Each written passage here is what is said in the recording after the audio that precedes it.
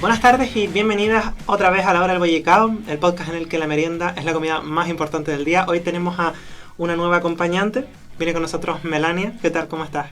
Hola Alma, muy bien. Sí. Sí, encantada de estar aquí, muchas gracias por ¿Tienes invitarme. nervios? Un poquillo. Un poquillo. Sí, un poquillo nerviosa. Eso es bueno. Los nervios ayudan. Y Melania pues nos viene a hablar hoy de un tema que para mí personalmente es bastante interesante. Si quieres lo dices tú para que te vayan cogiendo el tono de voz. Vale. Pues sí, a mí me gustaría aquí compartir hoy la experiencia que he tenido y el aprendizaje conviviendo con un hombre trans. Qué guay. Ujú. Es genial porque creo que es muy necesario acercar las realidades trans al público general, que no todo el mundo tiene la suerte de tener a alguien en su entorno, una persona trans con la que poder, con la que compartir experiencias. Sí, de hecho, precisamente esa es una de las razones por las que me gustaría, o sea, quería traer este tema aquí. Vale. Porque, bueno, creo que es importante, ¿no?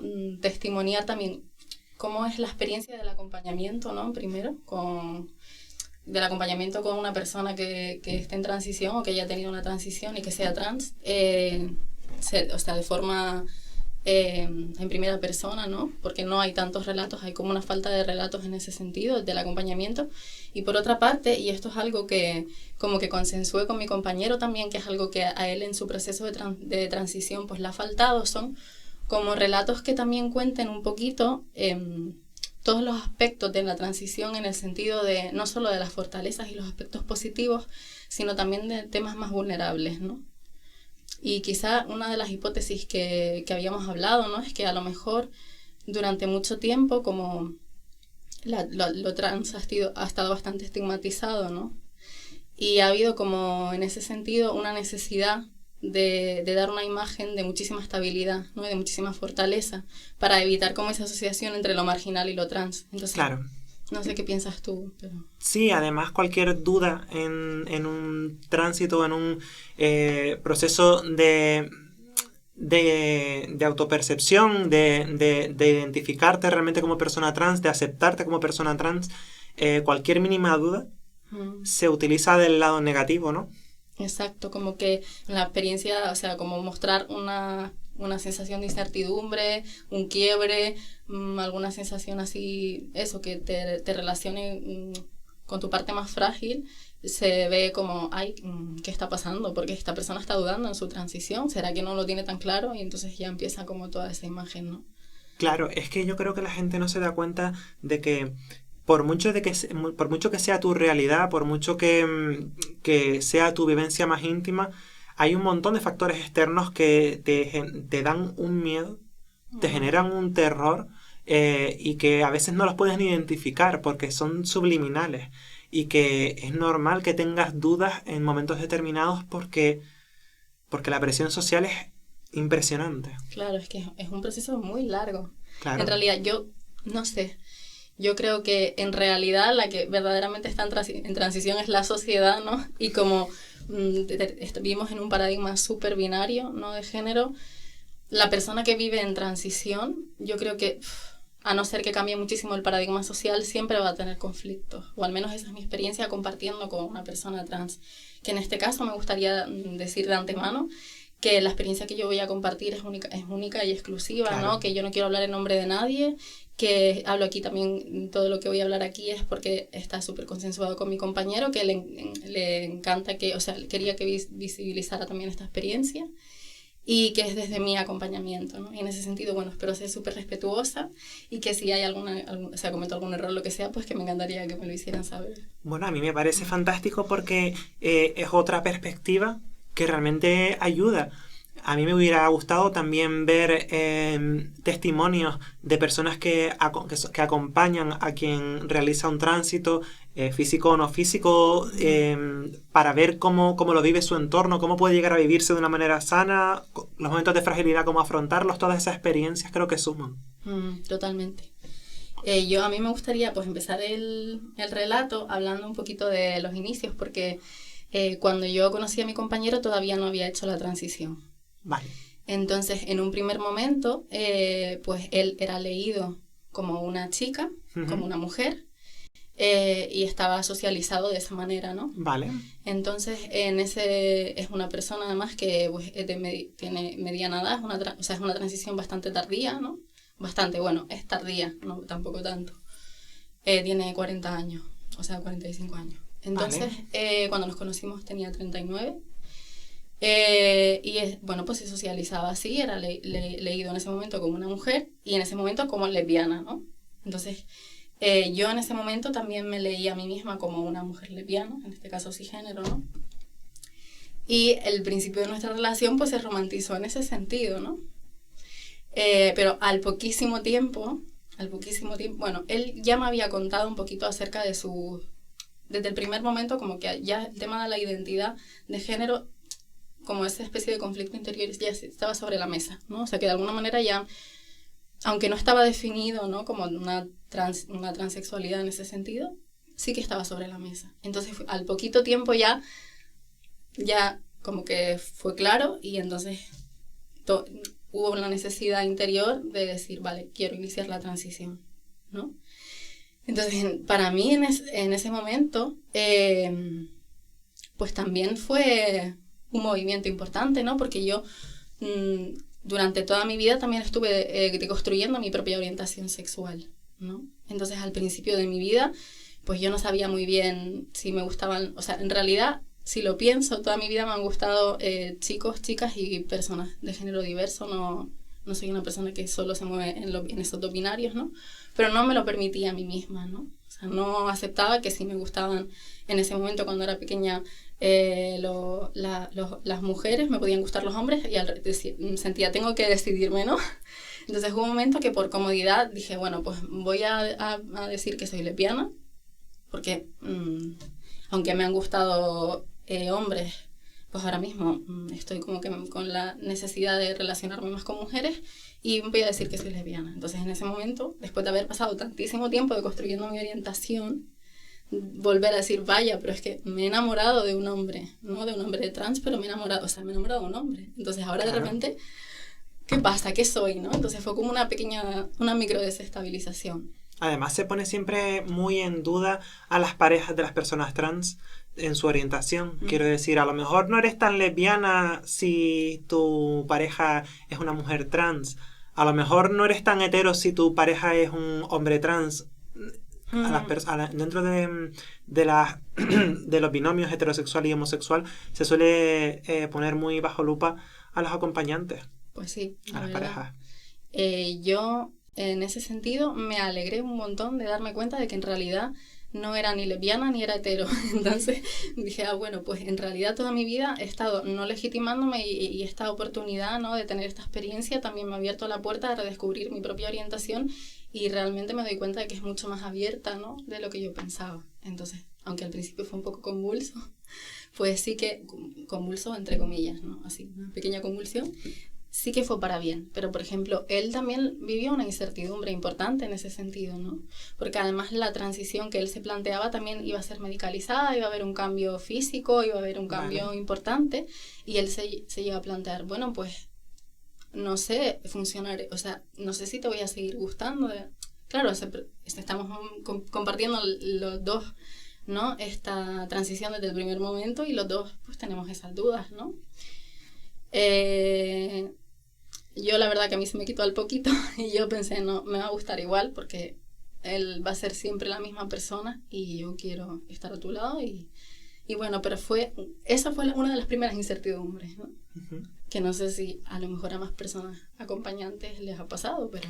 Yo sí conozco experiencias de personas que han pasado lo que tú has pasado y personas que no han podido, que han dicho, continuamos como una bella amistad, pero yo no puedo. Uh-huh. He escuchado de los dos lados y yo he vivido el mismo caso que el tuyo. Vale. Yo viví el mismo caso que el tuyo. Pues bueno, en ese caso hay como ese es positivo, sí, ¿no? Pero bueno, que sí que se produce como ese primer momento también. Y luego otro gran momento también es el momento de el salir del armario, el outcoming, ¿no? Que, bueno, aunque él siempre sabía que en su foro interno, él sabía cuál era su identidad, ¿no? Pero bueno, sí que es verdad que, pues, por su biografía, al final no pudo terminar de expresarla hasta el momento en que nos conocimos de forma pública y de forma en que él ya se sentía preparado para hacerlo, y con su edad salir del armario, ¿no?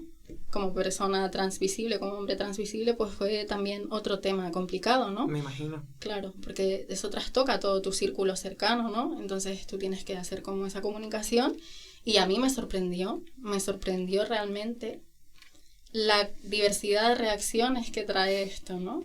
Que a priori, o sea, es como muy ideal pensar, sí, todo el mundo va a aceptarte, todo el mundo va a acompañarte y va a estar todo bien. En realidad no es así, ¿no?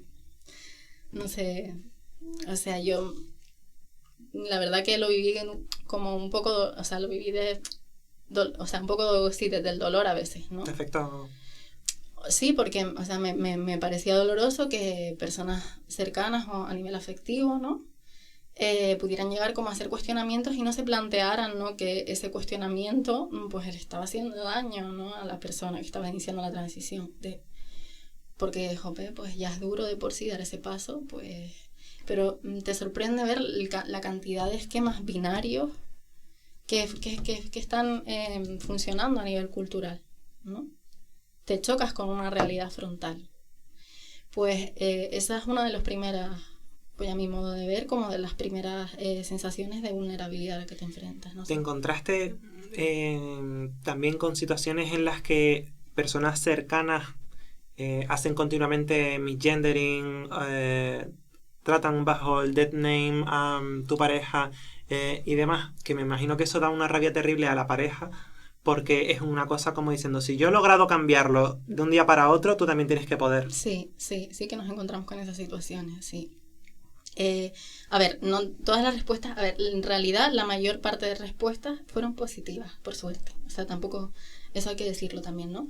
Pero Bueno. sí que en el caso de, por ejemplo, de la costumbre, aunque no lo haces a mala intención, ¿no? Pero sí que nos encontramos bastantes casos de equivocaciones, sobre todo al principio de la transición, ¿no? Cuando también, pues, vas adquiriendo como ese passing, ¿no? Que no sé, para la gente que no esté familiarizado con el término, no sé si a lo mejor lo puedes explicar tú. Sí, bueno, el passing básicamente es la adecuación o cuando la gente te percibe como exteriormente como adecuada, tus características corporales adecuadas al género que exteriorizas, que verbalizas, ¿no? Exacto, vale, pues hasta que tú adquieres ese passing como persona trans, pues hay un montón de equivocaciones por parte de la gente. Ya hay equivocaciones que de alguna manera son como inevitables, ¿no? Que son cuando socializas fuera de tu círculo y ya la gente no conoce tu realidad, que ya son dolorosas, ¿no? Sí. Pero ya dentro de tu círculo pues son doblemente dolorosas, y por una parte, a ver, con el paso del tiempo pues vas entendiendo, ¿no? Qué personas lo hacen porque no se quieren esforzar y qué personas pues se van equivocando porque hay mucha costumbre, y dices, bueno, pues está haciendo todos sus esfuerzos y se ha equivocado no tanto, ¿no? Y vas como colocando a las personas. En ese sentido, algo positivo es como que la transición también es un filtro, ¿no? Para ver qué personas, no sé si estás de acuerdo, ¿no? Sí, totalmente. ¿Qué personas quieres que te acompañen en el viaje, en este viaje, y qué personas no? Estoy totalmente de acuerdo contigo. Sí, es un filtro doloroso, pero es un filtro. Sí. Y también sirve para reafirmarte, creo yo, para decir, poner sobre la mesa, así es como quiero que me trates, no es algo tan complicado si le pones un mínimo de esfuerzo, y si no lo haces me estás dejando a las claras lo que te importa. Exactamente, totalmente. Entonces al final la gente que termina ubicándose pues ya se queda a tu lado, ¿no? Sí. Y te sorprende porque te encuentras personas que creías que no iban a estar de tu lado y son las que más están de tu lado. Es verdad, eso también, es verdad. Trae sorpresas así. Y del contrario también, claro. Uh-huh. Entonces es como que, bueno, es una experiencia, la transición es una experiencia bastante potente, bastante que trae consigo bastantes paradojas, ¿verdad? O sea, muy intensa a nivel emocional, como que traen aspectos muy positivos y también aspectos duros de pasar. Luego ya cuando empiezas a hacer la transición a nivel... Una cosa es lo que estamos hablando ahora, que es como la transición a nivel social, círculo más cercano, y ya después viene el segundo paso, que es si decides hacer una transición medicalizada, ¿no? Que ahí está la gran pregunta también. En realidad tengo elección de no hacer esa transición, si yo me defino como una persona trans binaria, ¿no? O sea, tengo elección si no quiero pasar por ese proceso de hormonación o a nivel quirúrgico también, porque realmente si yo no tengo ese passing, no voy a ser tratado o tratada como yo me siento, ¿no? Entonces realmente no sé cómo lo vives tú, pero yo tuve como un poco la sensación de que descubrir si realmente te hubiera apetecido no hormonarte o si realmente le hubiera apetecido a mi compañero en ese caso no pasar por según qué situaciones médicas,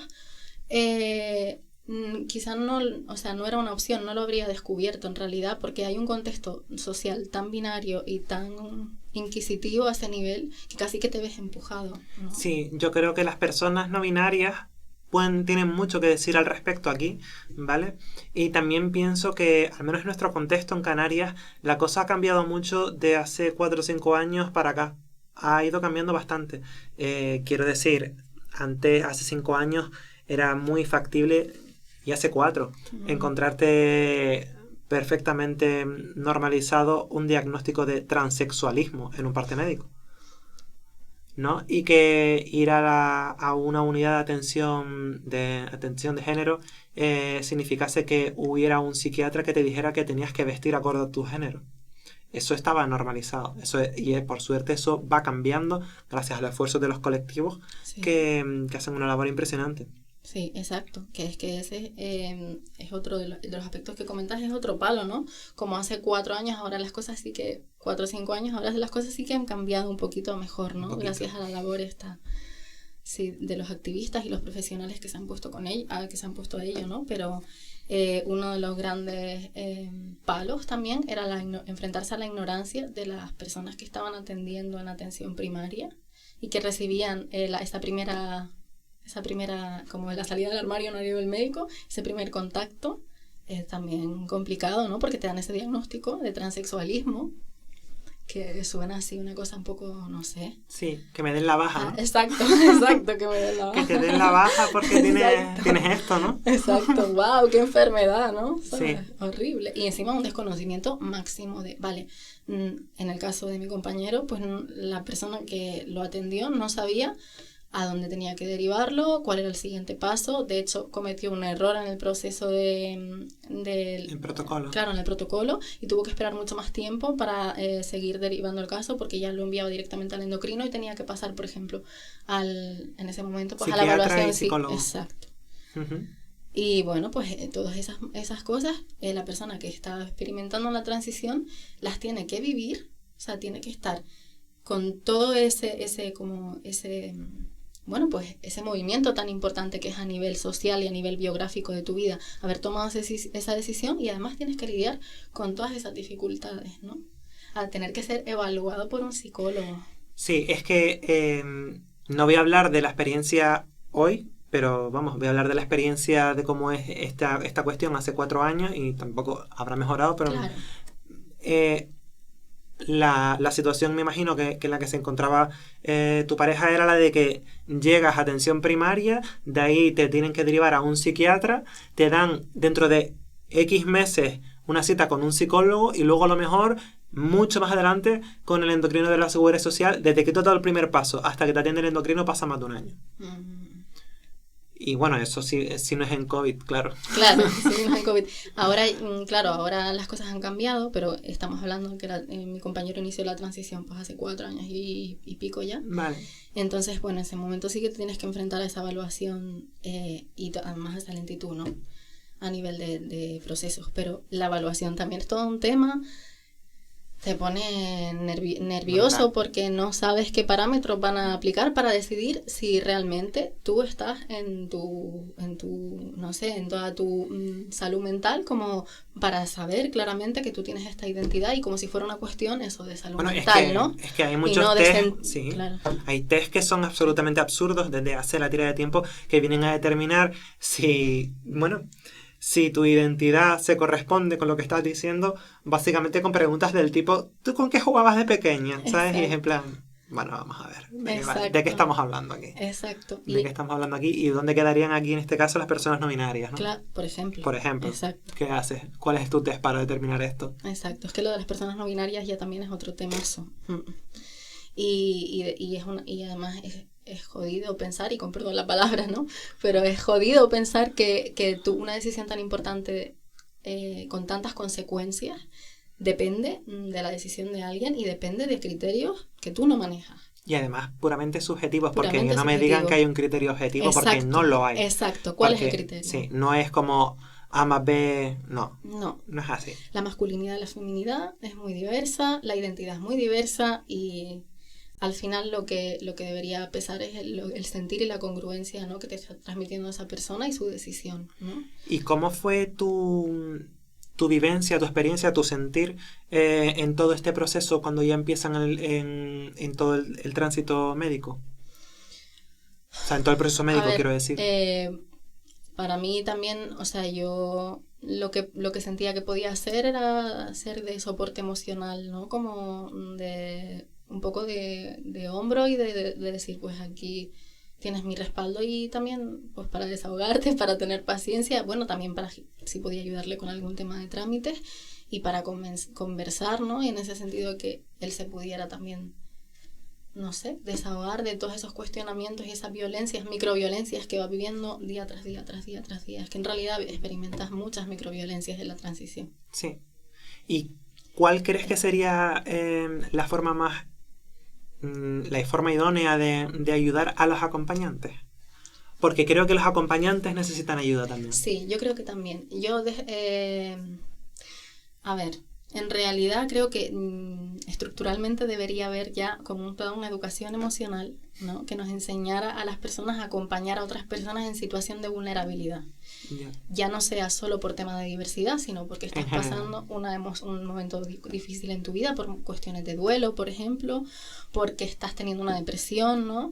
Entonces, a nivel de acompañamiento de procesos, ¿no? En situaciones como de vulnerabilidad, porque al final la transición, yo no sé cómo lo vives tú, pero por todo lo que estamos hablando se puede decir que al final eres una persona en un estado de vulnerabilidad, ¿no? Porque Total. Entonces, claro, yo como acompañante sí que he hecho en falta, por ejemplo, que me den herramientas para transformar mi lenguaje, ¿sabes? Para saber cómo puedo dirigirme de forma respetuosa hacia una persona que está haciendo una transición, por ejemplo. También que me den herramientas para poder acompañar desde, o sea, ¿cómo decirlo? Ya la propia palabra acompañar lo dice, ¿no? Como para poder estar al lado de una persona, pero no dirigir su proceso, ¿no? Evitar ser directivos. Exacto, evitar ser directivos, evitar cuestionar su propia sensación, porque a lo mejor yo no sé vivir. Es muy, ¿no? Eso, o sea, en ese sentido te lo decía también a nivel estructural, porque muchas veces no somos capaces de sostener la vulnerabilidad del otro, o que el otro esté pasando por un dolor profundo, o que la otra persona esté teniendo tantas dudas. No sabemos sostener eso sin de alguna manera cuestionarlo, ¿no? Porque no queremos que esté pasando esto. Entonces enseguida como que podemos quitarle valor, podemos quitarle peso, sin quererlo, ¿no? Y al quitarle peso en el sentido, por ejemplo, ¿no? Una persona que está viviendo una depresión, por ejemplo, le dice, bueno, pero no te preocupes, si es que es un momento pasajero, al final todo va a salir bien, ¿no? Sal a correr. Sal a correr, distráete. Claro, al final le estás quitando todo el peso. Tú no sabes del todo si esa persona en ese momento, eso que tú le estás diciendo, le va a resultar peor todavía, ¿no? Le va a restar más que a sumar.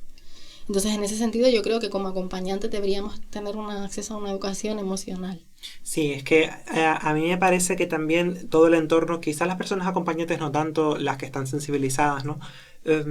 Pero en el entorno siempre hay muchos comentarios del tipo, si cambiases este aspecto físico, ¿sabes? Ya ibas a parecer más. ¿Sabes lo que te quiero decir? Sí. Y muchos comentarios también del tipo, que eres trans, pues no lo pareces, y lo dicen como algo positivo. Y eso, pues claro, duele muchísimo. Exacto. Pero bueno. Claro, en ese sentido, ¿no? Lo del lenguaje es súper importante porque no estamos acostumbrados a pensar desde el cuerpo del otro, ¿sabes? O sea, como que estamos muy acostumbrados a pensar, y no tanto tampoco, sobre lo que nos afecta a nosotros a nivel de, en este caso, por ejemplo, vulnerabilidades corporales, sobre los complejos que podamos llegar a tener, pero en el caso de una persona trans, eso se acrecienta muchísimo más, ¿no? Claro. Porque en esta sociedad, pues, eso lo que hablábamos antes, lamentablemente, pues, para tu estabilidad, pues, necesitas ser leído o leída, en realidad como una persona así, como que no se te note, ¿no? O sea, necesitas tener un passing porque o sea, la sociedad es tan violenta que la invisibilidad es un privilegio. Y las personas que somos invisibles a ese nivel no sabemos el privilegio que tenemos, ¿no? Y que todo el rato tengas que estar, ya aunque ni siquiera la otra persona te lo esté transmitiendo de una forma deliberada, aunque ni siquiera lo esté haciendo, ni siquiera te esté mirando de una forma extraña, tú ya por indefensión aprendida Claro. ya estás viendo fantasmas donde no lo hay, ¿no? Claro, claro. Entonces tú todo el rato, o sea, no sé, a lo mejor hay personas trans que no tienen esta vivencia, pero en el caso de que tú seas una persona trans, pues binaria, o que hayas hecho la transición en un momento dado y que tus cambios no sean a lo mejor tan rápidos como los de una persona más joven, por ejemplo, ¿no? O que tu transición sea más tardía y no tengas como ese passing. Muchísimo cuidado con hacer comentarios sobre el cuerpo de la persona trans, sobre qué tiene que hacer o no, claro, para tener ese passing, o sobre, no tengas tanto complejo por tu estatura, o no tengas tanto complejo por lo que miden tus manos, no, es que no es tan importante.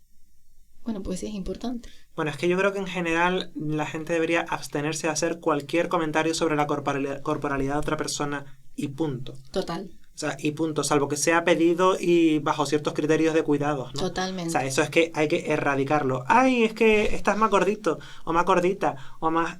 No me interesa. O sea, totalmente. No aporta nada. Exacto. No aporta nada.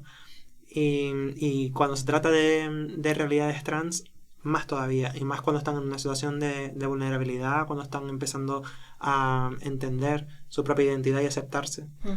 Porque me parece que el factor fundamental es el entorno.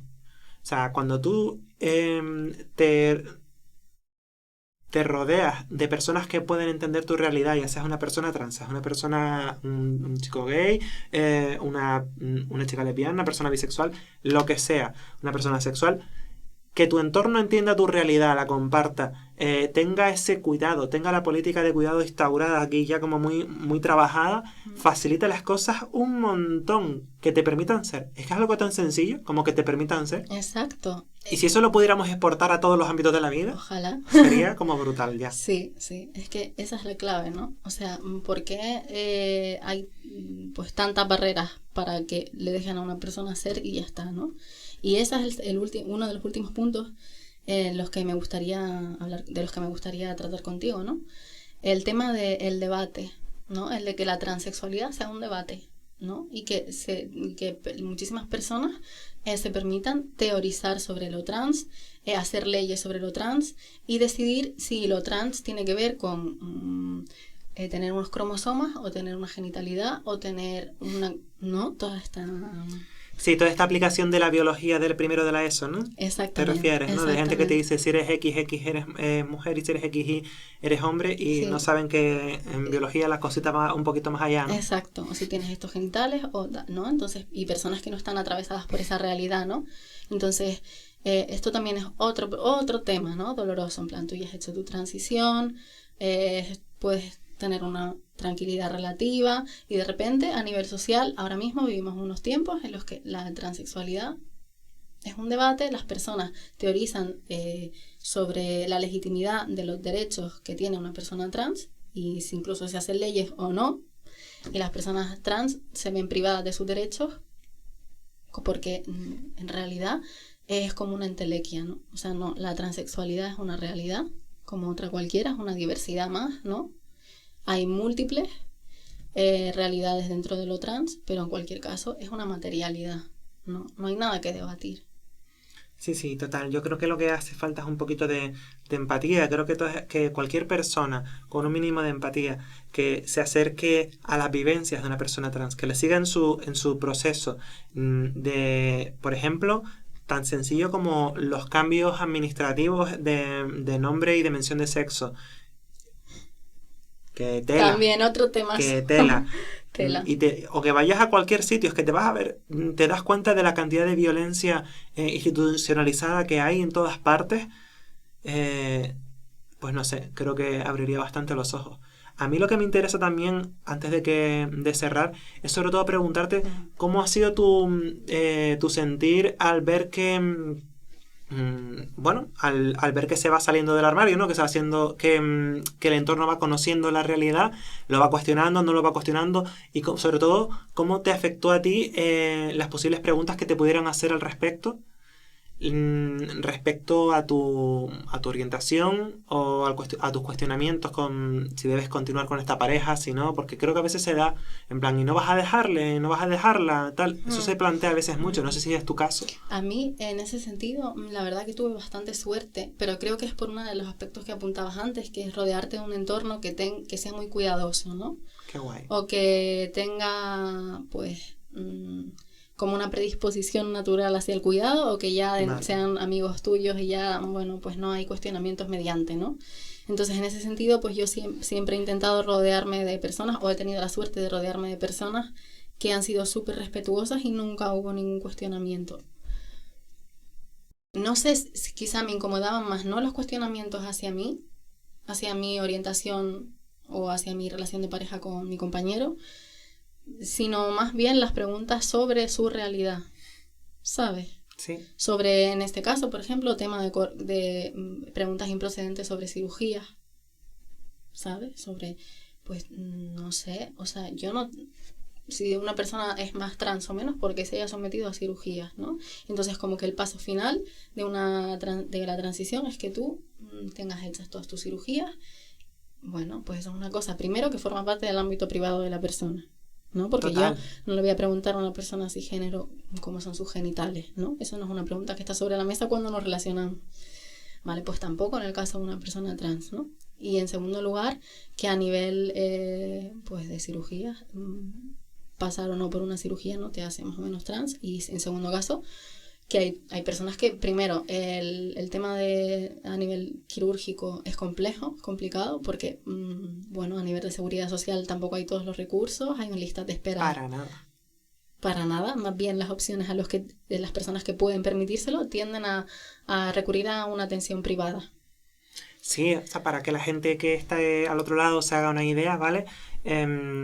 Una operación de vaginoplastia en seguridad social, y estoy hablando de cifras pre-COVID, la lista de espera ronda los 5 o 6 años. Es que... O sea...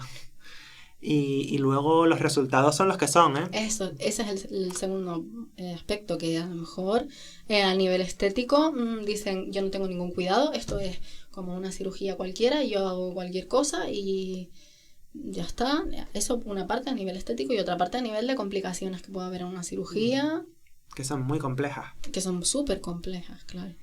Sí. Entonces, hablar, por ejemplo, ponerse a hablar sobre si tu compañero o tu compañera se ha sometido a una cirugía, pues me gustaría que las personas tuvieran eso presente, ¿no? Primero, que es pues un tema muy privado, y segundo, que es un tema muy complicado de tratar por todos los requerimientos a nivel económico y a nivel social, ¿no? Que comporta eso. Pues sí. Entonces, esas preguntas relacionadas con eso, por ejemplo, sí que me molestaban más.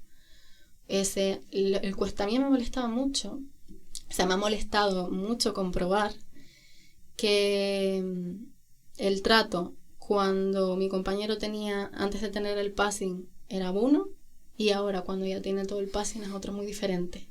Como que antes de tener el passing, como eres una persona leída de forma ambigua, te tratan como, te minorizan la edad, ¿no? Como que, y te tratan como con mucha condescendencia o de una forma así un poco perturbadora, porque no saben situarte. Y ahora hay un upgrade. Claro, ahora caballero, por favor, ¿no? Y bueno, claro, y depende, ¿no? También si tienes, qué passing tengas, ¿no? A lo mejor también si eres más normativo a nivel de passing, te tratan pues un poco incluso mejor, y si eres menos normativo, pues tampoco terminan de tratarte igual de forma, ¿no? Respetable. Yo qué sé, en el caso de pues los hombres trans hay pues bastante complejo, por ejemplo, con el tema de la envergadura, de la estatura. Y en el caso de las mujeres, pues también puede ser, a lo mejor en el caso de los hombres, ¿no? De ser una persona alta y corpulenta, y en el caso de las mujeres de tener que, pues no sé, o sea, no es una realidad que he vivido tan de cerca, pero me imagino que será como estar lo más feminizada posible y, ¿no? Sí, claro.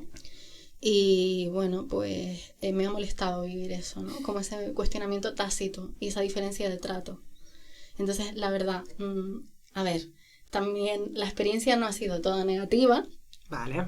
Eso también, porque como que hemos incidido mucho en los aspectos de dificultad, pero bueno, también creo que hay que hablar de esto, ¿no? Por lo que hablamos al principio, que hay mucha falta de visibilidad y de estos aspectos porque ya hay suficiente cuestionamiento y mostrar como la cara vulnerable es como añadir más leña al fuego, ¿no? Es decir, no voy a dudar, voy a mostrarme como una persona fuerte porque ya he expuesto demasiado, no vaya a ser que sigan dudando, ¿no? De mí.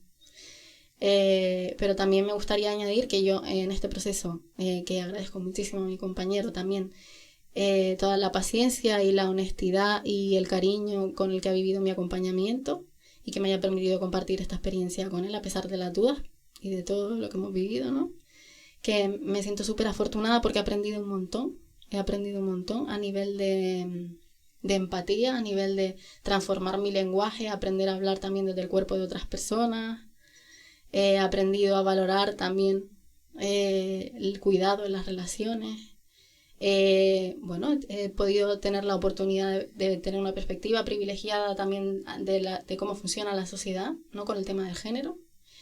Y eso también ha repercutido en mi caso a nivel de investigación, porque yo soy investigadora, predoctora de la universidad y me dedico a temas queer, que eso fue antes de conocer, o sea, no tuvo que ver como que estuviera con mi compañero para empezar, ¿no? A investigar sobre ello, como que fue una cosa simultánea, ¿no? Y en ese sentido, vivir la experiencia con mi compañero también me ha ayudado mucho, porque me ha hecho ver la necesidad que hay, ¿no? A nivel teórico, de encarnar mucho las teorías, como de que la teoría en el caso de los temas feministas, de los temas queer... Hay que bajar la tierra. Claro, hay que tener siempre en cuenta, hay que visibilizar muchísimo los testimonios de las personas que están viviendo esto, ¿no? No hay que teorizar como un antropólogo del siglo XIX que va con su libreta a ver este espécimen, ¿no? O sea, esto es horrible, esta actitud, ¿no? Entonces, pues si quiero hablar sobre los derechos de las personas trans o si quiero teorizar sobre cuál es la fluidez o no del género, pues me quiero acercar a personas que estén viviendo, que estén experimentando pues una transición, un conflicto con su género, ¿no? O sea, hay que encarnar las teorías y hay que hacerlas más éticas en ese sentido. Y he aprendido un montón. Es que yo tengo la percepción, corrígeme si me equivoco, de que se viven momentos de asientificidad. Es decir, de que en lugar de buscar los hechos y desarrollar una teoría, a veces se desarrollan teorías y se encajan como se pueden en los hechos. Totalmente. Sí, eso es verdad. Y digo, igual habría que dar la vuelta a la tortilla, ¿no? Y establecer un poquito un método científico real. Sí, a ver, el método científico también es un método que ha ido evolucionando mucho. Sí, sí. A nivel, yo estudio en el campo de las humanidades, o sea, y a nivel en general podría decir que tampoco hay que idealizar, ¿no? El tema de la ciencia, porque la ciencia también ha sido uno de los grandes metarrelatos que han sido como equivalente al Dios cristiano durante muchos siglos. Hace un par de capítulos estuvimos hablando de algo parecido y mencionamos esto, de que hay gente que dice que no cree en Dios, que cree en el Big Bang, pero tampoco comprende el Big Bang, entonces realmente está creyendo en un científico que dice lo que es el Big Bang. Pues exactamente. Entonces, quizá lo que sí que hay que reclamar más es el tema de insertar la experiencialidad dentro de los paradigmas científicos, los paradigmas humanistas y los paradigmas sociales, ¿no? De las ciencias sociales.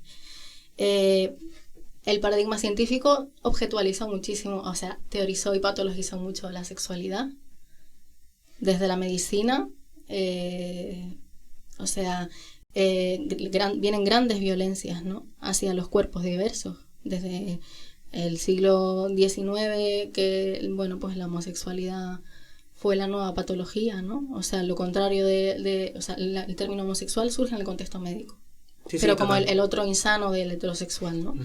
Entonces, al final, también las narraciones científicas son, o sea, la ciencia también genera sus propias narraciones y las narraciones son productos culturales y los productos culturales hay que revisarlos. No digo que no haya formas de comprobar las cosas de forma más o menos objetiva, ¿no? Yo no estoy negando que la ciencia pues sea fiable, ¿no?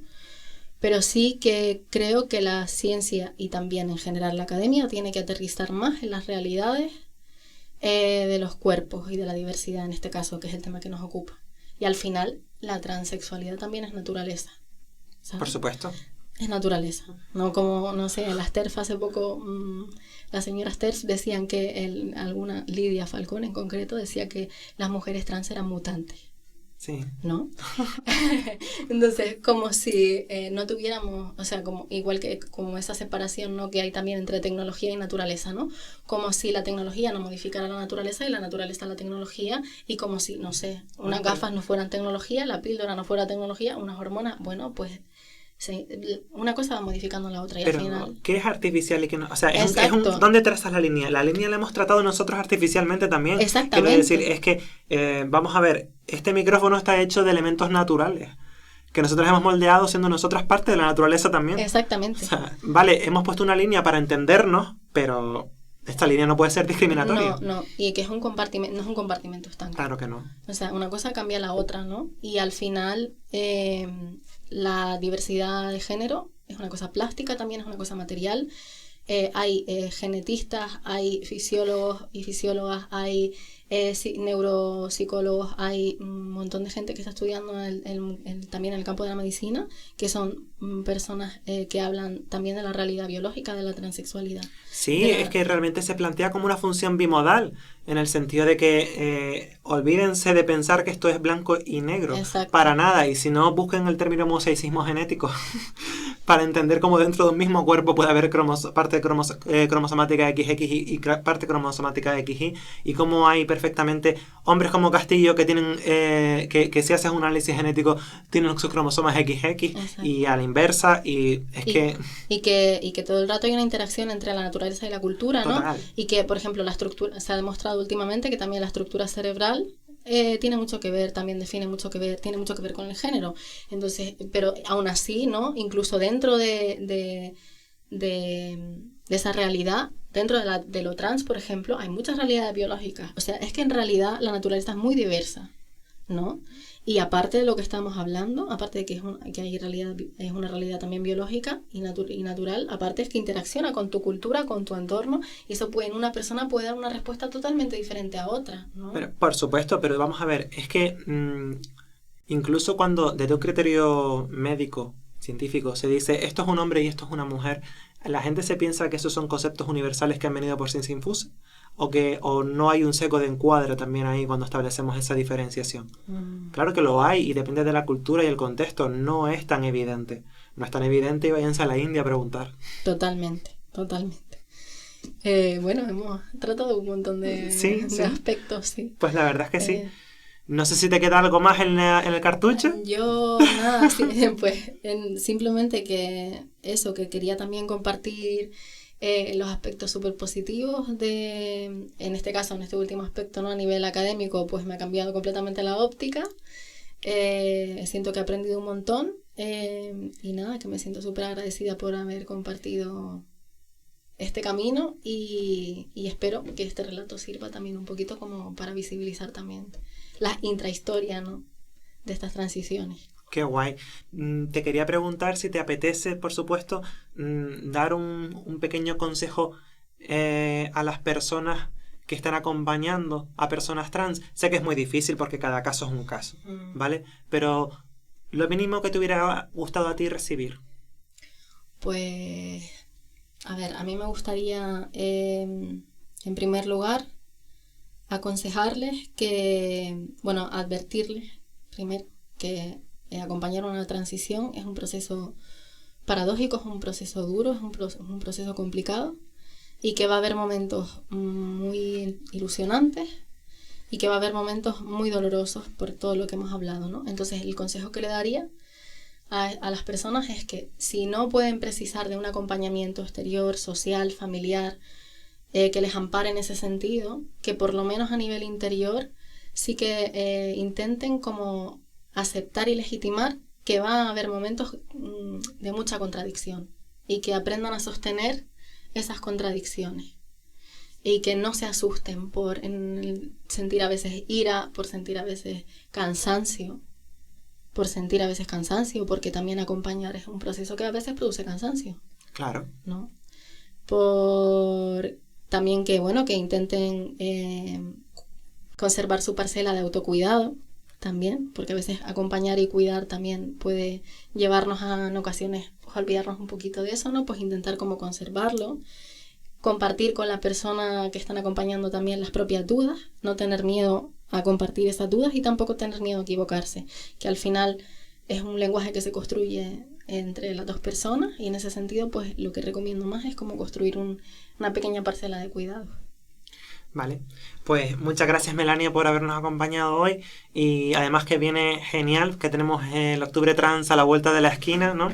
Y ha sido un placer, la verdad. Igualmente. Estás invitada aquí a venir cuando quieras. Muchas gracias. Y bueno, a ustedes pues esto ha sido todo en la hora del Vallecao.